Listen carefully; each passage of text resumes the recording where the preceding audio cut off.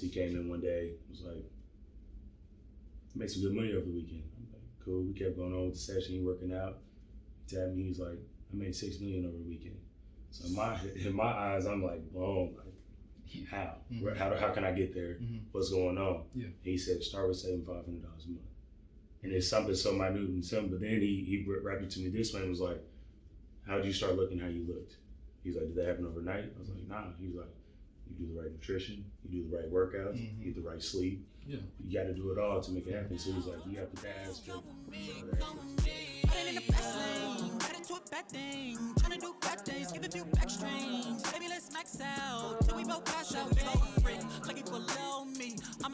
Welcome back to Opinionated, the podcast. I'm your host, Joshua Hicks, and alongside me, as always, is my brother, Reed Washington, where we decide to always give a little dose of what? The truth, the reality, the good, the bad, and the ugly. You know, the stuff that nobody wants to talk about. Say it again. The truth, the bad, the ugly, the stuff nobody wants to talk about. All of that. So today we got two special guests with us. And to my right is who? My name is Greg Carlson from Alton, Illinois, born and raised. I'm also a track coach at Fine University. Go Griffins. And to the left of me, you got Aaron Sawyer. I'm a personal trainer here in Kansas City. I'm born and raised here. So yeah, let's get it. So what I like to always start off with is the segment called You Think You Know Me. And this is just an opportunity to give you guys and the audience a better chance of knowing who you are, but also giving you a question off the top of my head. So with you, Aaron, I believe that you're a trainer, right? Yeah. And Greg, you just said that you're a coach. How do you two find the will to motivate others? Well, for me, it all started at Illinois College. Shout out to Dirk Doring, the best coach on this planet to me. He instilled something in me that I want to give to those kids. He kind of told me that I can do what I want. Use my speed. And what God gave me to my advantage. So I just want to make sure that my athletes know that whatever they do, they can do it to the best, to the farthest extent. And I just want to help them, grow as people. You know what I'm saying? And create memories. That's basically, what I look forward to. Yeah, likewise, big about him. From my athletic career, I've noticed certain coaches that have brought in certain things about me, and seeing how they carry themselves day after day, no matter what's going on in their life, they can still be the best of you and help you get to your goals. So just seeing like that, I wanted to, give back. So I wanted to take that position to be able to bring the best out of people. When they having a bad day, when they whatever, I can still push you, make you better, and you can look back and remember like, hey, I remember I learned this little thing, and I shared it to this many people. So I'm doing, putting out good. So giving out that good energy. But speaking on that, how do you guys balance out, having your own personal life with that? You go through your own things in life and you deal with your own struggles, whether they're struggles, whether they're good things. How do you guys, deal with that aspect? But then you have to put that smile on. You have to bring that energy every time you come to a patient. You have to bring that same energy because they're gonna know something. Right. You know what I mean? So, like, how do you guys balance that out? Yeah, they're definitely able to tell the vibe. It's something where you just gotta put the client, the player, whoever it is, put them first. And what you got going on doesn't matter because, like I said, you trying to pour into them. You can go ahead and go. Yeah, you gotta knuckle up, man. You gotta just keep going. You know what I'm saying? I got a daughter. Some days it's hard for me sometimes, but I can't show that weakness in front of her. I gotta let her know that you can push through shit. Yeah. So I go to my athletes. They can tell the vibe, like you said, but you just gotta keep going. You gotta put their interests first. And just to speak on that too, I feel like when you lay yourself 100%, you're able to get at 10%. You know what I mean? We all athletes, we all, did sports, so it's like, like that 100% doesn't cut it no more. You have to go 110%, 120, you know what I mean? So I feel like that's what you're able to pour into them sometimes. Like, Yeah, and even to top off of that, us being athletes, we're taught to have this 100% mentality. Everything you do, give it your all. But you just mentioned you had a daughter. So how does that bring that soft side out of you? There's no longer Coach Cross, it's Dad. Man, I'm a sucker. I'm a sucker, bro. The socks, I ain't got them on right now, but I'm a sucker, man. I let my daughter know that it's a soft side to me. You know what I'm saying? I want my daughter to know that, no matter what, she can come to me and talk to me about anything. So I don't want to be hard dad. I want to be, I'm your dad. I love you. I love you, anything you do. So I'm not hard on her, but I let her know certain things, what's okay and what's not okay. But I don't come at it as a hard manner. I'm soft spoken to her. And you have a child? Yeah, I got a 1-year-old son. Okay. And how's that? Like, how's that been? Like, cause that's fresh. That's it's super fresh. But he takes to me very well. He knows what certain voices mean. He's still like starting to communicate a little better. He's not exactly talking to us yet. He's 17 months, but he knows what a hard no means. He knows what to stop it. He knows all that stuff. And like I said, it's that tough love, especially with little boys. Yeah. You know what I'm saying? Because it's what you got to prepare him for. Exactly. Like, and I want to piggyback off that with the stigma, and we all know the stigma of being a black father. They say black fathers aren't involved in their child's life, and we know that's false because we've all we understand it. Were there like any additional pressures like on you when you said, okay, man, you found out your lady was having a baby and you were gonna have a child in this world? What aspects like did you say, okay, I need to step up, I'm gonna be a part of my child's life and I'm gonna get things happening? Well, I was in college, Yeah. I can't you guys about that firsthand at the football practice. Yeah, I we remember were that. young. You hit us right after practice. We had just left the locker room. I was still in that college mindset, so it was hard, bro. So it hit me really like graduation that I'm not even getting my shit. You know what I'm saying? Like, so it took me a little bit after graduation to really figure out how I needed to shape the way I moved for her, because I'm not thinking about myself. When I was in college, I was still going to track meets.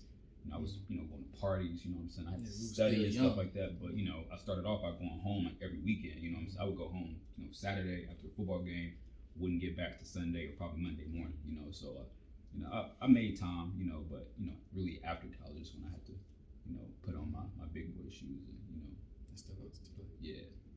Yeah, it's really figuring out that your time is no longer truly yours. And not to say it in a negative way, but you can't just be as selfish. You gotta think of them first. They're the most important thing. Yeah. And whatever you can do to help, assist, teach, learn, whatever it might be, you gotta put them first. And that's all about growth. Exactly. I mean, and let's be real. We all aren't born with growth. That's something that you just gotta keep making mistakes and just keep learning and understanding the situation. Rhea and I speak all the time about growth. Where we first met 6, 7 years ago, we were two totally, completely different people back then than we are now. And even when I saw you, I saw the situation when Peyton was being born, and you made us uncles, and we were like, man, like there's no way I can do this. But we saw the growth in you where you were, and don't even take no offense to this, because you'll admit to like you were a little childish at some points in time because you were still a kid. Yeah. And now you understand the full, circumstance, and you want to grow as a man, be that father, that provider, that protector. And I know that you can, agree with that statement, but, just talk about growth, because I mean, I know you have a little background story of, how you came and what you've been through. Yeah, man, growth, you just got to look in the mirror, man. Like, I feel like for me, I went through a situation like maybe 8-9 months ago where I had to like really like think about what I wanted to change differently in my life, what was better for my daughter, So it all starts what's gonna make her life better and easier, and what's gonna put a smile on her face. So, but growth, it just starts with what you got going on with yourself. It don't matter what you think, what you two think. You just got to figure out what's right for you, and what works best, in your growth. Just to speak on just growth, I had went through this weird little enlightening phase, but I remember when he went through what he went through, he had it was a couple of days we knew something was wrong, and then he finally told us. And then, I'm not always the best at delivering a message, but like my intent is pure, and it's genuine. I was like, bro, you need to hear this, and I'm texting him. I'm like, Greg, look, bro, I know you don't want to talk to nobody right now. Like, you probably don't want to hear, but it's you. And whether he took it right then and there, whether he, soaked it up, I feel like he has now. You know what I mean? Like, I planted that seed, but I'm like, bro, it's you. You the problem, bro. You was the problem. And that's hard. And that's hard to accept. Somebody to tell you that. Yeah, and he wasn't, it's just one of those things. He wasn't really listening, like, because he couldn't. He was going through the situation. I think, sometimes you could get flustered. Like, when you're in that mindset of being flustered and angry, mad, you don't never think clearly. So I'm like, Greg, just hit me up when you want to, but I had to tell him that. I'm like, because I went through it by myself. You know what I mean? I ain't had nothing but time to sit and drown in my thoughts, but it's like, okay, I got to get out. So I learned my own way, and I was like, whether it was his way, I just had to tell him. Just because he was somebody close to me, I'm like, bro, it's your fault. But this is why. And then when he called me not too long after, then we talked about it. He's like, bro, you're right. And it's crazy to see how he thinks a lot like me. Yeah. Or he understands like what I say now. Just like I can say like a phrase. You're not talking tongues. Like I really don't say nothing direct. There's always a double meaning to what I say. It's deeper than a lot of things, but it's like he understands and he can see what I'm saying. So just to speak on that. So what about you? I think something that goes hand in hand with the growth is just being patient. Especially the world we live in now, we want everything to be so instant. We speak on something, it's going to happen tomorrow or overnight. It's just not the case. So I had a client of mine. He was an older white male.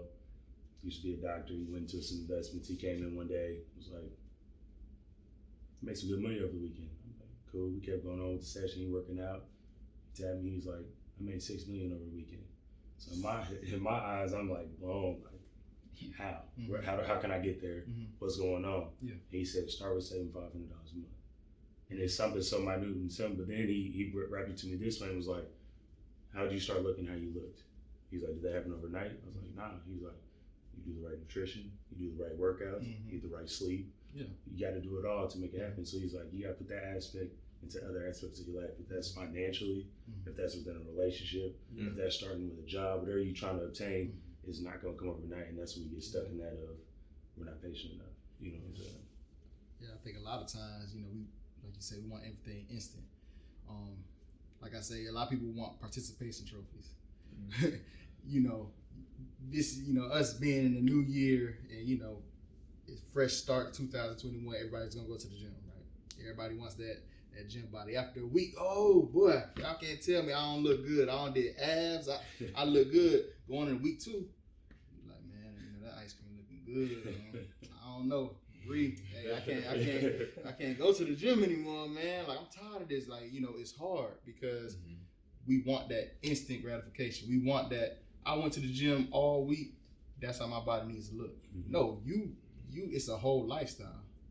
And Greg, I don't even know you want to, touch on this, but like you had to switch up your lifestyle recently, and you told us like, you went to like therapy. Yeah, I'm gonna start going to therapy, man. So, we all got trauma that we put in the closet, but I just felt like, why not? We live in this what if life. Like, why not? Why not go? What is it gonna hurt? You may lose a little money, but you can get that back. You know what I'm saying? So. I just decided to go to therapy, and shout out to Rosalyn Young. She is awesome doctor.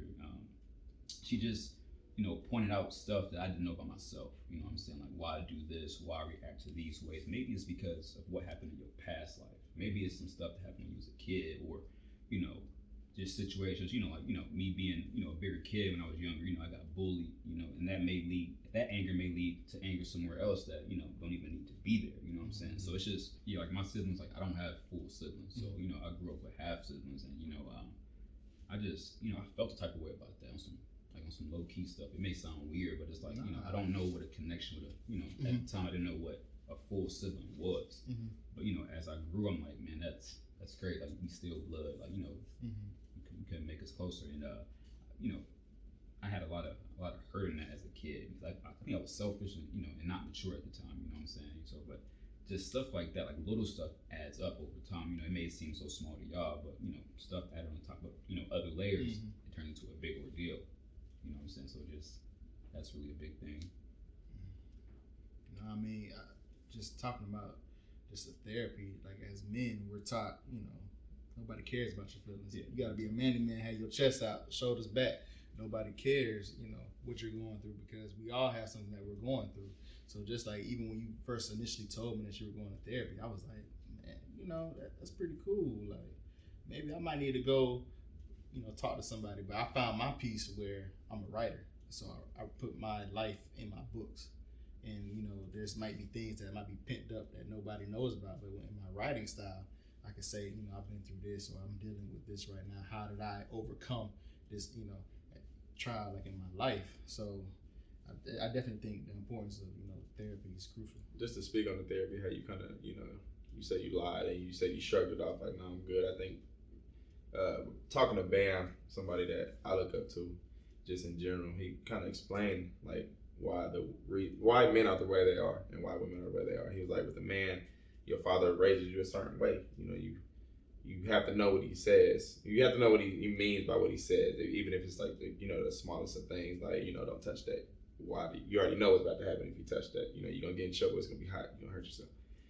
For women, it's more of a you have to break it down. Like, you need to be in for this time because X, Y, Z could happen to you. So he's like, we're raised differently. How you need to know what he means by saying the slightest of smallest of something. So I like when you said that, it kind of really sparked that part about that. Yeah, and going off that, but I was raised by a single mom.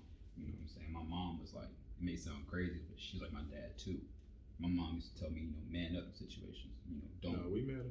Don't don't let nobody see your weak side. I would go to my dad on the weekends, but like my mom, like you take that trash out. I don't touch that trash. Mm-hmm. So she kind of instilled like manly vibes in me. With the love that a mother should give, but she let me know that shit ain't sweet. And you instill it in your daughter now. Yeah, but I don't. People. Our generation is different, and her generation is completely different. That's my firstborn, and she a girl. So like me being daddy, I don't want to be how my mom was. Even though I told her, to this day, I'm like, I'm happy the way you raised me. I'm happy you didn't raise me like my siblings because I wouldn't have made it. So like, but on the flip side, I won't do what you did to me to my kid because she's not in the environment that I was in. She's in a more stable, safe environment. Me, I grew up, in the hood.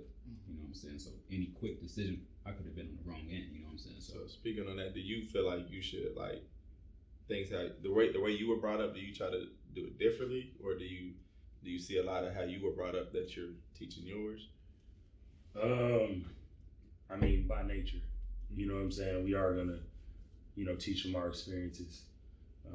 It's crazy how much I'm starting to notice from my past and my parents and why I am now, and I'm 30 years old now. And you just kind of take that, and as he said too, we're in different times and different environments, so you definitely have to adjust to that. Me, I grew up in a divorce home. My parents were divorced when I was young. I was like 3 or 4 years old, and my parents didn't get along, and I didn't see much affection growing up. So I get to see like how I treat certain situations, how it's like, I don't need a hug right now. I don't need a kiss right now.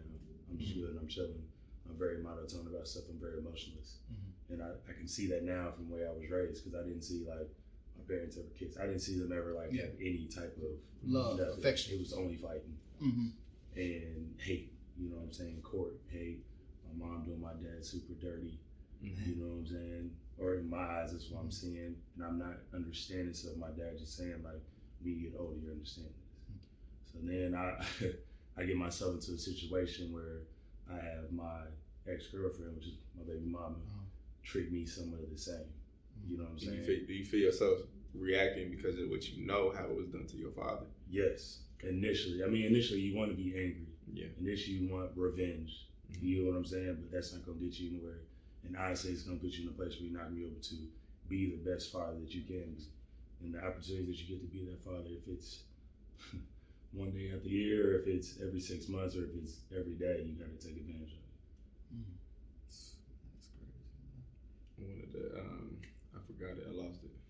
But going off that, like, taking advantage of stuff, a big reason I went to therapy is the fact that, I went from seeing my daughter every day to have that, and that really messed with me mentally. You know what I'm saying? Like, I'm just missing out. Like, I know her as a person. I know, how she is in the morning. And it's like, damn, I'm missing out on that Wednesday through Saturday.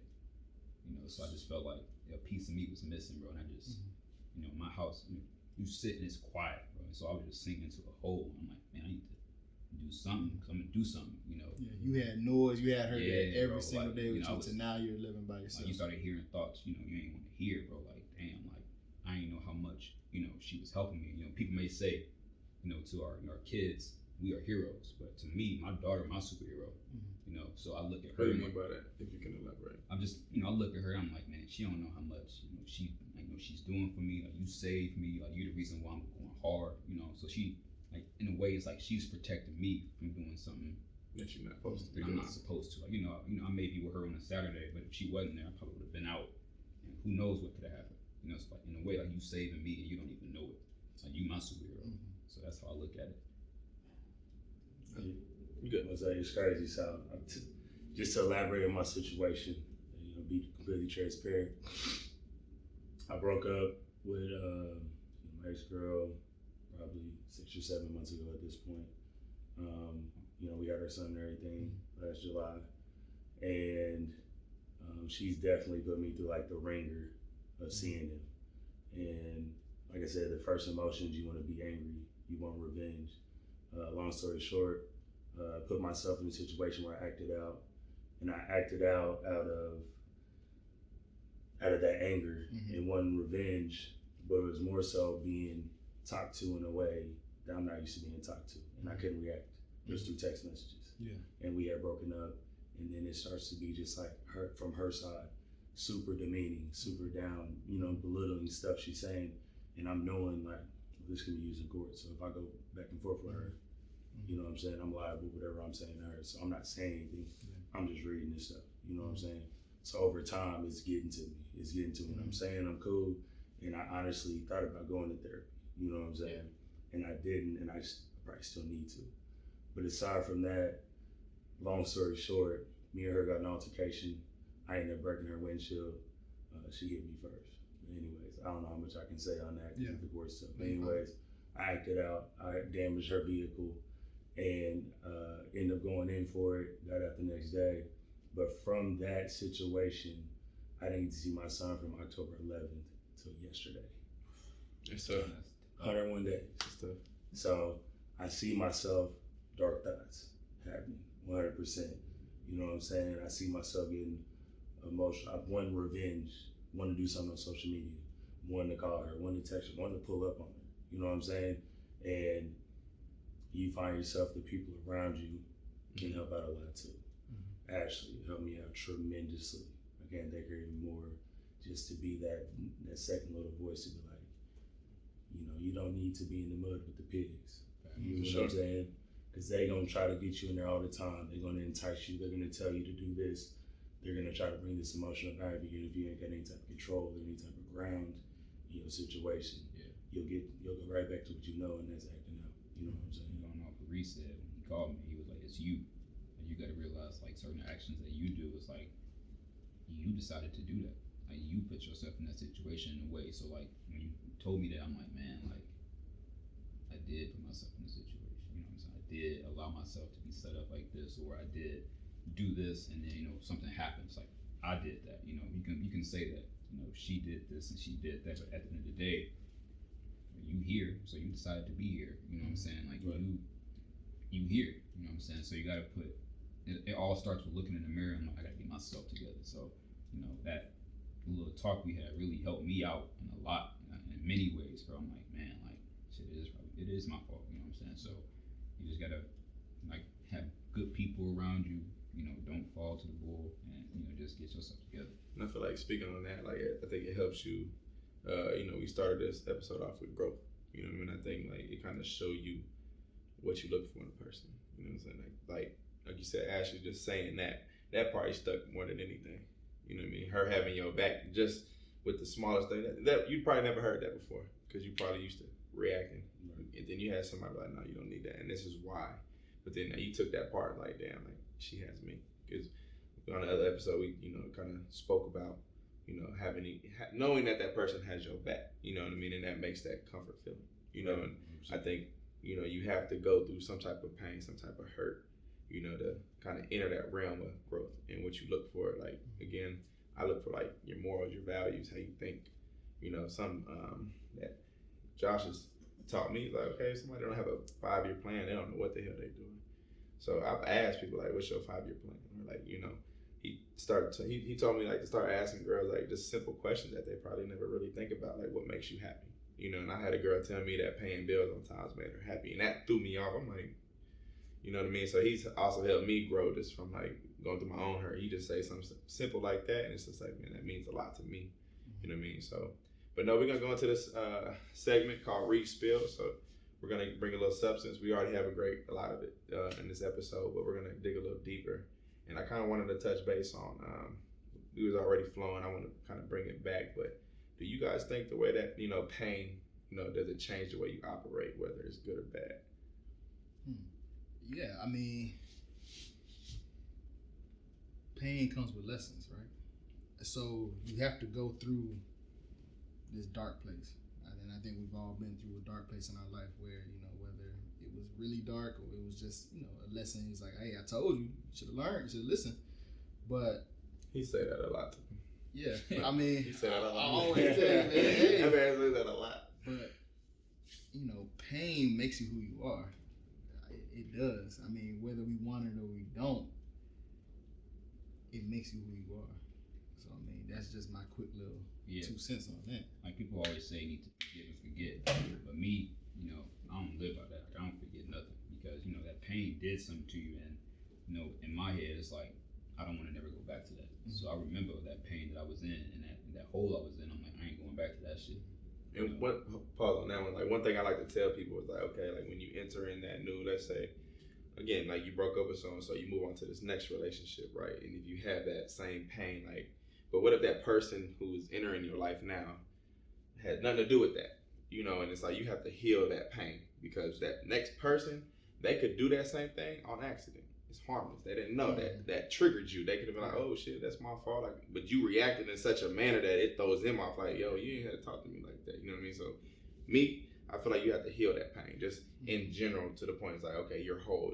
You're back to yourself 100%. Whatever happened to you in that previous relationship has nothing to do with that new person that you're talking to. Take that with a grain of salt though, because some people do be on bullshit and you can sniff it out quicker than anything. You know what I mean? But that's like when a person's for you, but okay, like I have to make sure I'm right. I'm gonna have to make sure like I'm not carrying no baggage. Where we all carry it or not. That's why I say you have to heal yourself first. So yes, but I've been single for about 8 months. Probably, I think since April, March, around that time. So it's like I've talked to a few girls, and a few girls gave me the vibes that my last girl gave me, and I was like, yeah, I ain't doing that shit again. So I just cut them off. But then in certain situations, it's like they'd do something, and I God second guess myself, and I'm like, I shouldn't be thinking like this in this relationship because you ain't did nothing to me. Mm-hmm. So I'm like, I need to get myself together, and then boom, therapy, and then I'm here now, and it's like you just gotta better yourself. You gotta be mature. You gotta ask yourself, are you ready? Like I'm not about to go in a relationship and give you 50% of me because I'm still hurt. I'm gonna give you 121, but I gotta make sure that I'm at 121% first. Yeah. So it all starts with taking care of yourself first before you even. I had to learn that.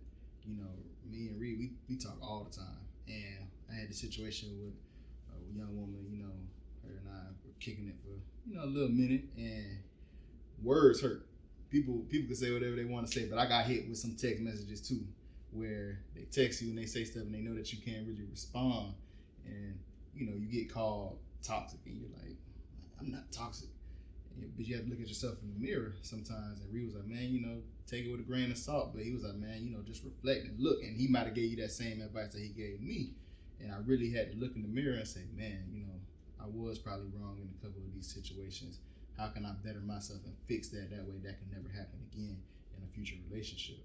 So I do believe, everybody has a little bit of toxic trait in them. That's just human nature. But how can you find that within yourself and make sure that, okay, I can fix this, I'm good with myself, I don't need to bring my pain on somebody else. As you were talking about, with pain can come growth. Yeah. If you're in the right place with yourself. Mm-hmm. Self-awareness becomes so important, and as we've been talking about this all the time, that mirror time. And that's something that's always been so important to me, to transitions in my life. I was at a point where I got out of college, I'm thinking, I got this degree, I can get, business administration. Mm-hmm. I'm thinking, I'm jumping the corporate ladder, get this job, I'm getting all these interviews, no jobs are happening. Mm-hmm. And first thing I started doing was I'm pointing fingers. Is this person's fault? Mm-hmm. Is this person's fault why I'm doing this? Is this person's fault why I'm getting this job? And then I really had to look at myself in the mirror and be like, you're the one responsible for the situation right now. You're the only person that gets yourself out of the situation. Yeah. And so I recognized that, that's when stuff started to change, because then more positive vibes start to happen. It starts to manifest, the better things, the right type of people around you, the right type of opportunity. So he said self-awareness. Yeah, I think it's easy. That's the first thing we want to do is point fingers, man. Exactly. Like, I didn't get this job, man. That's their fault. And it's like, man, okay, when I had this interview, did I really have all the answers that they were asking me? No? Okay, I didn't do my homework. Man, yeah, that's on me. I do. But yeah, that was good. That was a good question already. I learned a word this week called Ubuntu, which comes from the Zulu tribe of Africa. It means I am because you are. My goal as your friend is to make sure that you avoid climbing all the way to the top of your ladder just to find out it's leaning on the wrong house. Or as J. Cole says, good news is you came a long way. Bad news is, homie, you went the wrong way.